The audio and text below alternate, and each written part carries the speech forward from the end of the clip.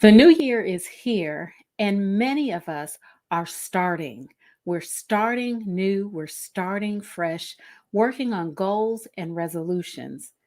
Sprinters, runners, marathoners, race car drivers, anyone who has been in a race or who has a goal to reach the finish line knows that the start is all important.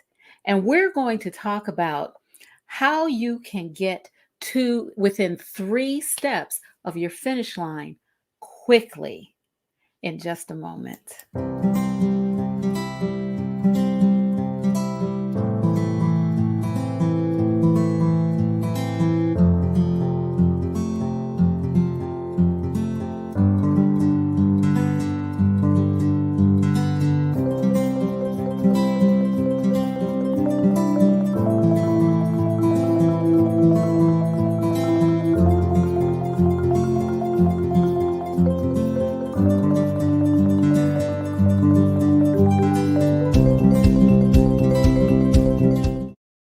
Hi there.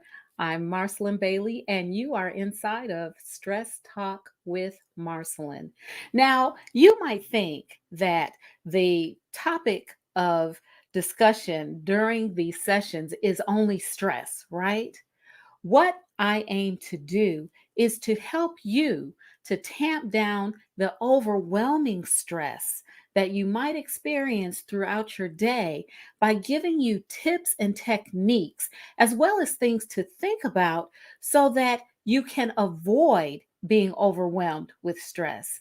We go deep and we deal with some of the underlying causes of stress that few people think about and few of us talk about. Before we get into our topic for today, which is 3 steps from the finish line, I just want to remind you of a few things. So if you'll just give me just a moment. First, before you leave a comment or ask a question, which you are very welcome to do, please make sure that you give Facebook permission for StreamYard to post your picture and your name. That way I can acknowledge you. I'm grateful for the comments as well as the questions, but I really would like to acknowledge you as well during the live stream program. The other thing is, if you will, please follow me at ML Bailey Consultants on Facebook. The algorithm looks at follows. Many of you like the page, which I appreciate greatly, and I want you to like the page. If you would also follow the page, that will help this program and some of the other work that I'm doing reach more people because it will bump me up in the algorithm. Also, subscribe to my YouTube channel at ML Bailey Consultants. You're welcome to do that. You get the replays as well as other videos that I'm doing around the topic of tamping down overwhelming stress for women who consider themselves super women. Also, I want you to sign up for our experience. It's called Living Mindfully Every Day. You'll find that in the forrealsocialworkers.com ReU shop.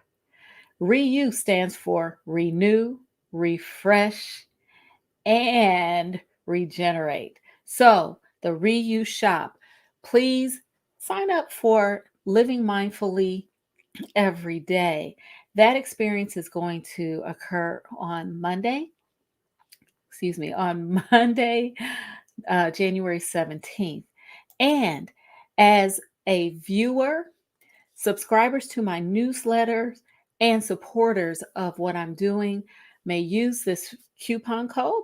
It's free to be. And yes, it is, there's a double entendre there. Free to be. When you use that code, you will, at checkout, you will be able to come to the experience for free. Additionally, a gift that I'm also giving to those who sign up for the Living Mindfully Everyday experience is that they get to have free time with me. We will do a session together, 15-minute session together to talk about some of the issues or concerns that you're having around stress and how you personally can address it in your life and in your way. So, again, go to forrealsocialworkers.com/reuse shop and use the code free to be. You can always find me at mlbaileyconsultants.com. That is my primary website. So you can always find any announcements, what we're working on, any information about the Stress Talk Live programming, the any programming that we are doing, any experiences that we are offering, such as living mindfully every day, as well as links to my blogs on the happyhalfhour.club site, as well as forrealsocialworkers.com site. Whew, whew, that was a mouthful, but I am really excited to get into what we're going to talk about today. As I said before, race car drivers, sprinters, marathon runners, anyone who has a start line and a finish line all understand that the start is the most important part. How you start often determines how you're going to finish. And as we begin this new year, we want to think about how we're starting so that we can finish strong, we can finish with confidence, and we can finish experiencing those things that we've desired. And so I wanted to share a few things with you to help to just get your thoughts going. Um, Before we get to January 31st, right? When a lot of people have thrown out their resolutions, given up on their goals, um, I want to provide you with a boost that will actually get you 3 steps from the finish line. Think about it. If you're at the starting line and you're going to be 3 steps from the finish line in just a few moments, think about what that feels like. Think about the boost that it will give you. And so I'm going to share with you some of my thoughts on how we can get there, as well as some of my proven methods of how we can get there. So I'm going to take myself off camera, and as always, I have a little PowerPoint here. I'm going to take this this slide off, this banner off as well. There we go. So you can see that. All right. So here we have a sprinter. When I was in high school, I was a sprinter. I wasn't a world class sprinter. I would never boast of that. I was not world class, but um, I was pretty good. I was a pretty good sprinter in my day. I also participated in other field events. I was a sprinter. I ran on relay teams, and I did high jump for a short time. I did long jump for a short time. I even at one time thought about doing shot put, but that was my friend Maxine's uh, event. She was a shot putter.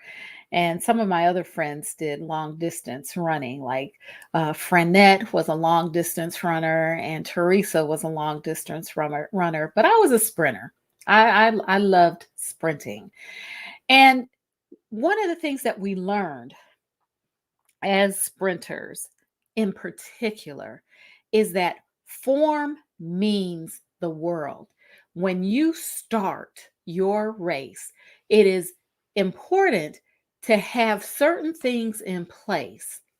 First, you have to make sure that your hands are behind the line because you don't want to have a false start, which would in turn could, if you have more than one, it could knock you out of the race. So you don't want to have a false start. Think about that in terms of starting the new year. When we start the new year, we don't want to have false starts. So we don't want to jump ahead of ourselves or jump before we're ready because that can cause us to get knocked out of the race. The other thing that we have to think about is our form. When the gun goes off or when the buzzer, the sound goes off now, I think they use air guns. When the air gun goes off now, to tell you it's time to start, you want to make sure that you have the perfect form or as close to the perfect form as possible. As you look at this picture of this sprinter, you see the form that she's in. What I will ask you to do is sometime during the week, this week, look at pictures of sprinters and talk about and just look at the form as they come off the blocks and look at that form. What you will probably find is that their form is very close to the picture that you see here. Form is very important as we're starting. Hi, Allison. I'm glad to see you. I'm hoping you're not freezing in Ohio. I know the weather is pretty brisk there right now. So I hope you're not freezing. I won't tell you what the weather is like here in Georgia. Um, I won't even do that to you. I'm glad you've joined me today. So we want to make sure that our form is such that it will propel us away from the blocks. And the blocks are the things we put our feet on that gives us that push that we push on when we get started, when the race starts, right? So we want to make sure first that we're not jumping the gun. We're not getting ahead of ourselves. We also want to make sure that we have good form. We also have other things that we need to consider.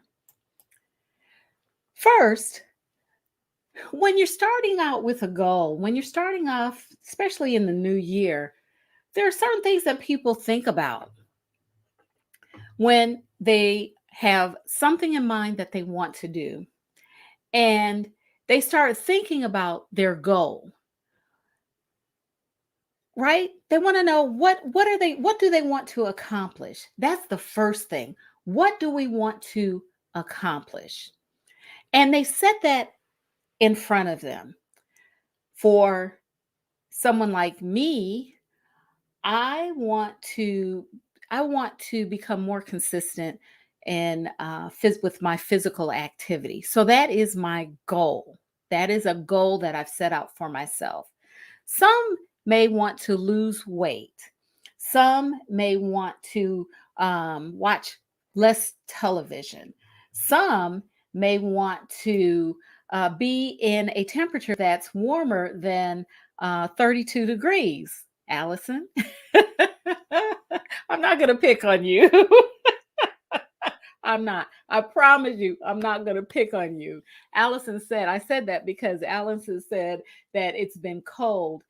Um, but there's sun and the temperatures are above 32. So that is good because I know in Northeast Ohio, in Cleveland, my hometown, it is like 16 degrees, I think, right now. The Cleveland Browns are playing 20 degrees and 20-degree weather, and people are at the stadium watching them. So I'm not going to pick on you, Allison. Um, but we set out with a goal and we put that in front of us. Then we put together a plan. And the plan is how we're going to accomplish the goal, how we're going to reach the goal. And then some of us also think about accountability, and we try to figure out what type of accountability do we need to stay committed to working towards the goal. Do we need an accountability partner? Do we need a coach? Do we need an app? Do we need to get a journal? What kinds of things do we need? And oftentimes, when we start this way, when we think of these three things, or we put these three things in place, a goal, a plan, and accountability, we really think that we've done enough to be successful. We think that we've done as much as we need to do in order to reach the goal that we're trying to reach. I, however, like to go a little bit deeper because although these things are good, having a goal, having a plan, and having accountability are good, there are some underlying things that we really need to address and to consider in order to be 3 steps from the finish line when we start, right at the start. And here's what I'm talking about. First of all, equipment and tools. Now, think about the sprinter in the first slide, in the lead slide. Think about that sprinter. Think about the equipment or the tools that that sprinter needed to have. First and foremost, she really needed to have a good pair of shoes, running shoes. That's very important. She had to have the right pair of shoes. World class runners now have shoes specially made for them. They have shoes. They don't have to go to um, the the sporting goods store and buy them off the rack. World class sprinters and athletes have shoes that are built for them, that are made just for them. So when we are thinking about our equipment and our tools, we need to know, first of all, do we have the right kind of tools? Do we know what we even have? Do we know all of what we have that we can use to get us to that finish line? That's one thing that we need to consider. What do we have? The sprinter, of course, had her running shoes, and she probably had specially made running shoes, shoes that fit her exactly. She also probably had blocks that were set up the way that she personally needed them. She didn't use someone else's blocks, and if she did, they moved them so that they fit her body and fit her style of starting the race. The outfits that she had on fit her body, and those outfits are made so that it prevents the wind from slowing the runner down. So when we think about those things, do we even know what we have? First of all, do we know what's at our disposal? Do we have all that we need before we start?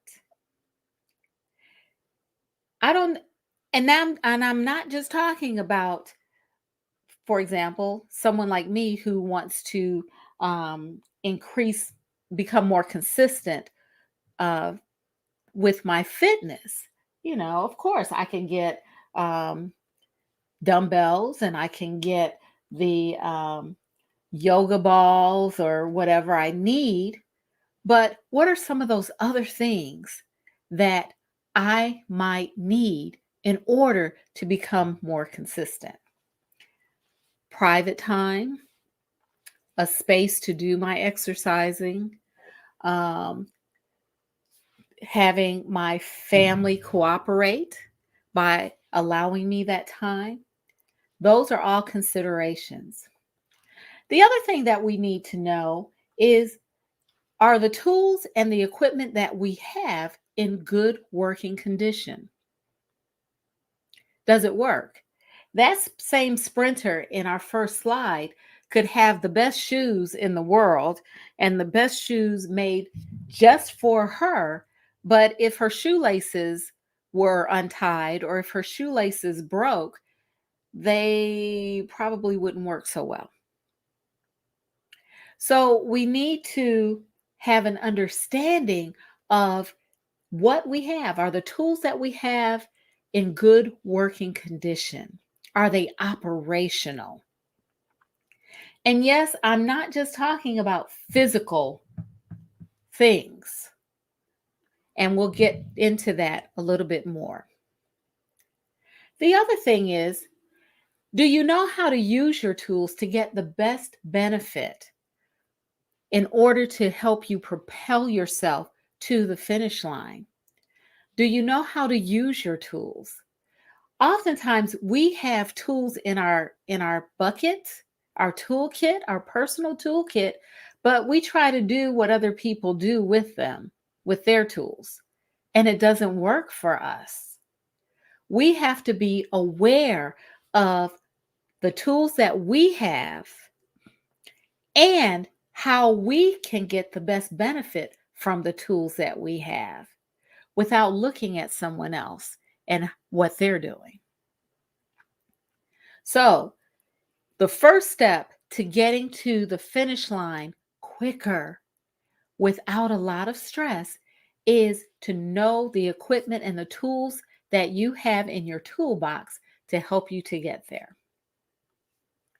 The second thing is your head on straight and is your heart right? And I worded it this way because I just felt like it was very clear. Is your head on straight? One of the questions that you want to ask yourself is, what value will you get from the experience? Not just the experience of achieving the goal, but the experience of working towards the goal. Now, I want to, as I said, I want to become more consistent with physical activity. That is a goal of mine for this year. What value will I get from being physically active? Well, the value for me is that I'll feel better. I'll feel healthier. I will be healthier. I will have energy to work a full-time job and to do my part-time job and to do all of these live streams for the remainder of the year.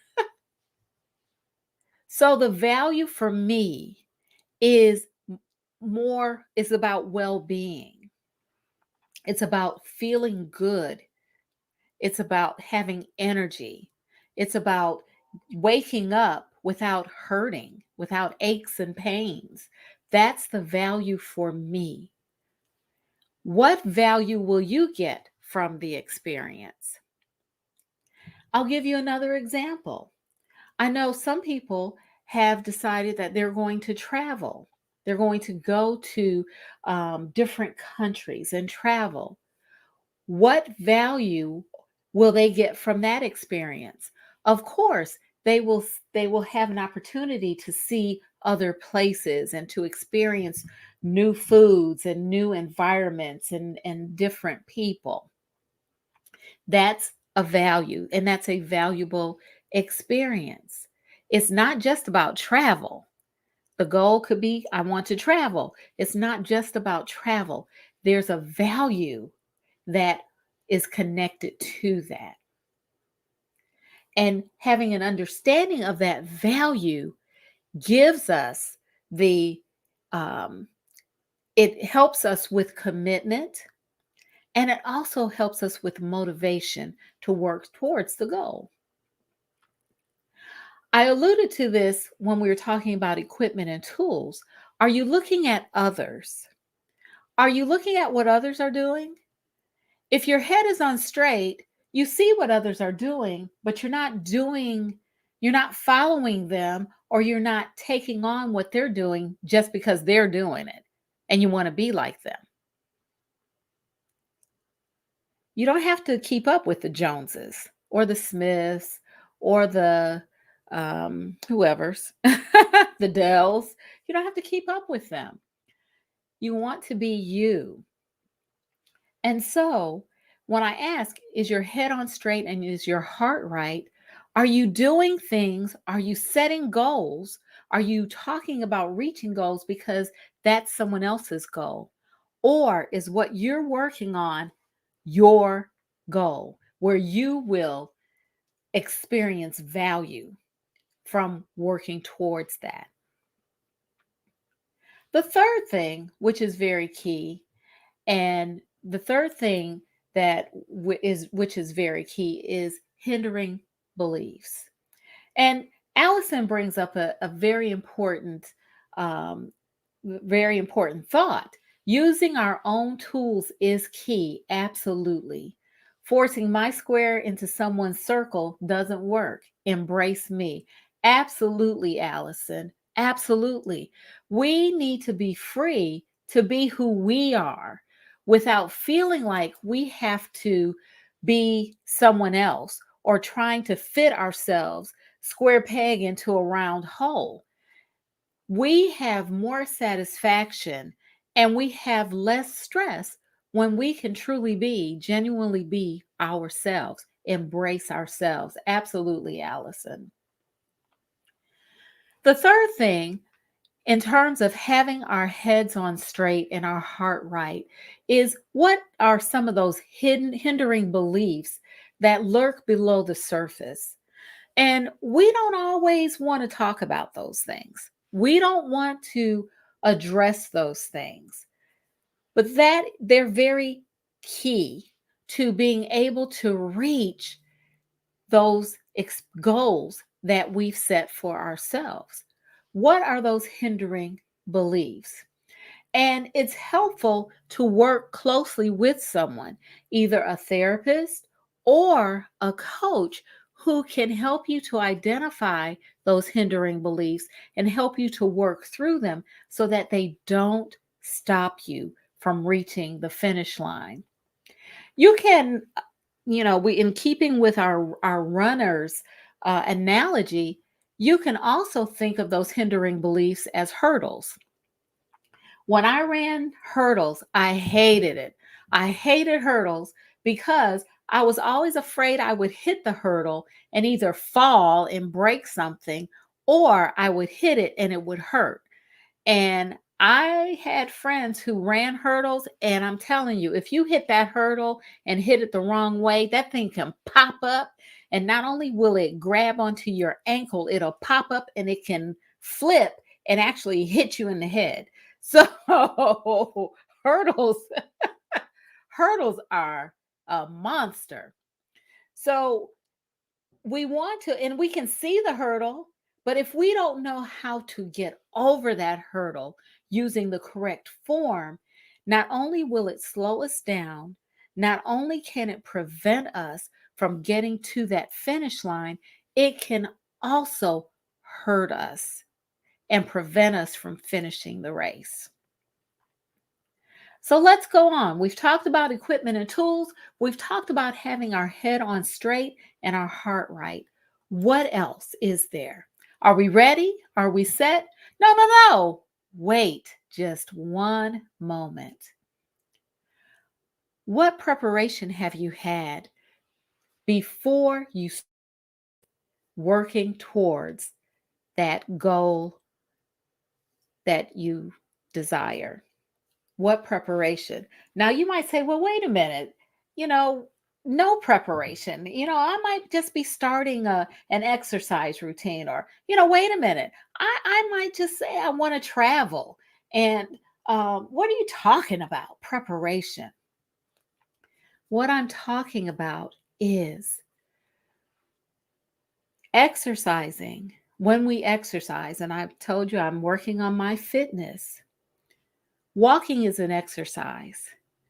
If you jump into a hardcore boot camp body building program, you're going to hurt like heck. You're not going to want to do it the next day or a day after. You're just not going to want to do it because you're going to feel so bad. We need to prepare before we jump into starting the goal. Sprinters have world-class sprinters have practiced. They've practiced and practiced and practiced before they reached that starting line. They've worked on form, they've worked on conditioning, they've lifted weights, they've talked to their coach, they've eaten a certain diet in order to prepare for the race. They didn't just jump to the starting block to run. Skaters, ice skaters. It's not a race, but ice skaters. I was watching ice skating the other day, and they talked about the hours of practice these skaters put in just to be able to compete. So, what preparation have you completed before you've started working on your goal? Because preparation is key. The more prepared we are, the better our chances of completing our goal and reaching the finish line. Even someone who travels, if you have not traveled out of your state, then chances are you're going to have a difficult time going to Madagascar as your first trip. So, preparation is key. What preparation have you completed? Also, how will you address the hindrances and barriers that you may face? And we talked about the hurdles, knowing that I was afraid of the hurdle. When I ran, I had to compensate. Probably not the best. That's probably why I was taking off the hurdles. And I advocated for myself. I told my coach, I don't want to do this. Okay, she said, you'll do the high jump. I don't know if that was better. But how are you going to address the hindrances or the barriers that you're going to face? I was not able to do yoga for several days because of a medical procedure I had last week. So, that was a barrier that was out of my control. The question is, how am I going to address that? So I want to make up the sessions that I missed. So I have to plan for that. I have to make time for that. And I do have a plan to do that. Also, whose voice are you going to listen to? Are you going to listen to that voice of those underlying? Remember, we talked about those hindering beliefs that lurk beneath the surface. Are you going to listen to those voices? Or are you going to listen to voices outside of you, like your family, who discourage you? Or are you going to listen to encouraging voices? Are you going to motivate yourself? Are you going to listen to family members who encourage you and tell you you can do it? Are you going to listen to people who not only tell you, but show you how they are encouraging you? Whose voice are you going to listen to? And then finally, how will you address stumbles? Every runner that I have ever watched race, if they fall, they get up and they keep going. If they hit the hurdle, they fall, they get up and they keep going. Now, they may be limping across the finish line, but they keep going. How will you address things when you stumble? I contend that if you have your these three items in line, you will be 3 steps from the finish line when you start, because you will have addressed all of the obstacles that you may face, and you will also know all of the tools in your toolbox that you can use to help you to get to your end goal. I want to thank you for watching. I want to remind you to subscribe to the ML Bailey Consultants channel on YouTube. Also, follow me on Facebook at mlbailey.consultants.inc and on Instagram at ML Consultants. I'm so glad that you joined me today. I look forward to seeing you next week. Hopefully, it won't be 32 degrees where I am. If it is 32 degrees where I am next week, we got a problem. But Allison, you and Alice are welcome to come and join me, because we have 80-degree weather. It's unseasonable, but it's still 80 degrees. I'm Marcyline Bailey. As always, you all take good care.